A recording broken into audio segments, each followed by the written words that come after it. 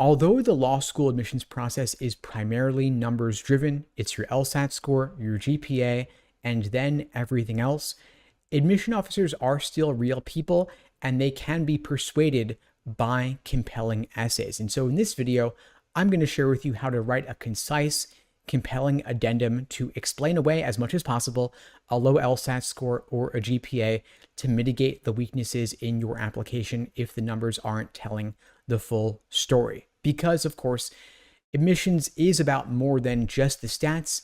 Admission officers are admitting real people, real applicants to add to their incoming law school class. And so in the cases where your GPA is lower than it would have been or could have been or should have been, or same goes for your LSAT, you may want to write an addendum. And so in this video, I'm going to walk you through how to structure your addendum explanation for a low LSAT or a GPA, what to include, and how to leave a lasting positive impression on admissions officers. First, for those who don't know me, my name is Steve Schwartz. I've been teaching the LSAT since 2005, and I personally increased my own LSAT score from a 152 to a 175. Now, the first thing you should know is that an addendum is not about making excuses. It's not about blaming anybody else. It's about providing context that numbers don't reveal. If your academic record has gaps or dips or inconsistencies, admission officers are going to notice, they are seeing that transcript, and so don't let them assume the worst. Instead, you want to write an addendum to take the opportunity to explain the circumstances and show how you've grown since that time. Because it's better for you to be the one to control the narrative of your application than to leave it to chance and potential misunderstandings. The biggest mistake that I see applicants making with an addendum for a low LSAT or a low GPA is that they're rambling, they're not structuring their story, they're going on, making excuses. You want your addendum to be short and factual. Think about it like a professional explanation, not an expository essay with tons of details. Ideally, you want to keep it short and sweet, just one paragraph, 4 or 5 sentences max, because the longer you dwell on the negatives, the more attention you are drawing to the negatives. Instead, be direct, state the facts as matter-of-factly as possible, and focus on what you've done to learn the lesson from any mistakes or previous situations and to overcome any challenges that you faced to address potential concerns about what would happen if this were to occur in the future. So you want to state the issue straightforwardly. For example, during my third year of college, I faced significant health challenges. Secondly, provide context. This resulted in a temporary drop in my GPA, and then end on a positive note. Since recovering, I've consistently maintained a 4.0 GPA, demonstrating my academic capabilities.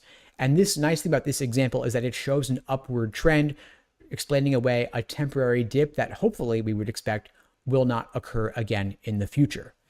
Now recognize that not every low LSAT score, not every single low GPA is going to warrant an explanation. It's not always going to warrant an addendum. You want to focus on situations where there's a clear, meaningful reason for the low numbers. Now, when it comes to the question of how to write an addendum for a low LSAT score, the first thing you want to recognize is that not every single LSAT score needs an explanation. Not every single low LSAT score needs an addendum.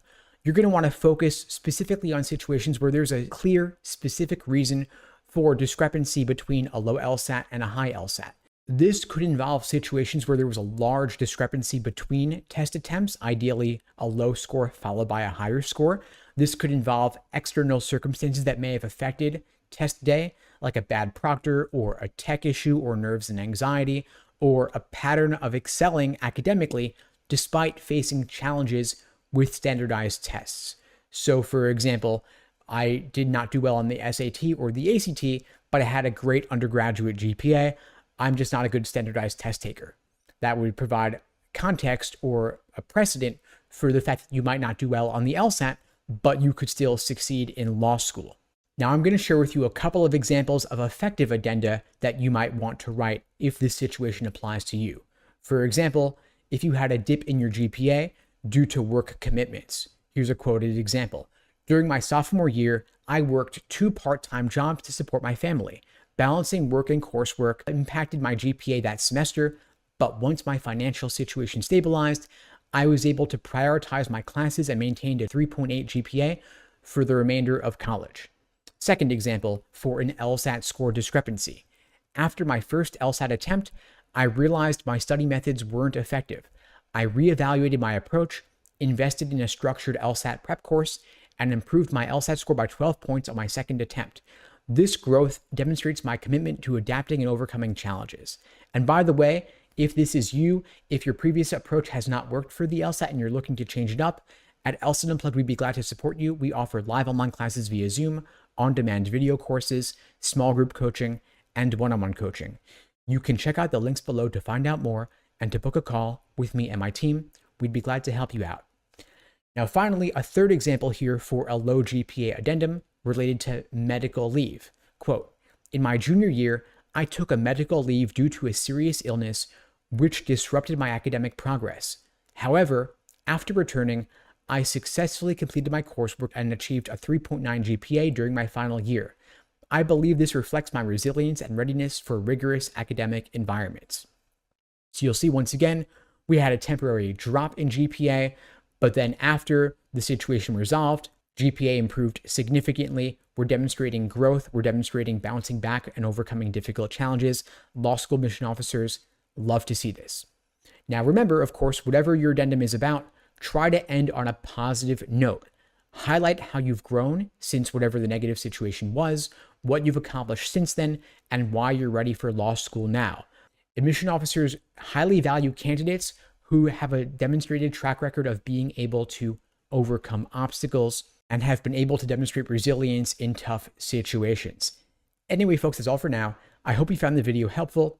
If you'd like my help on your journey to getting the highest LSAT score possible, getting into the best law school possible, feel free to reach out. My team and I would be glad to support you.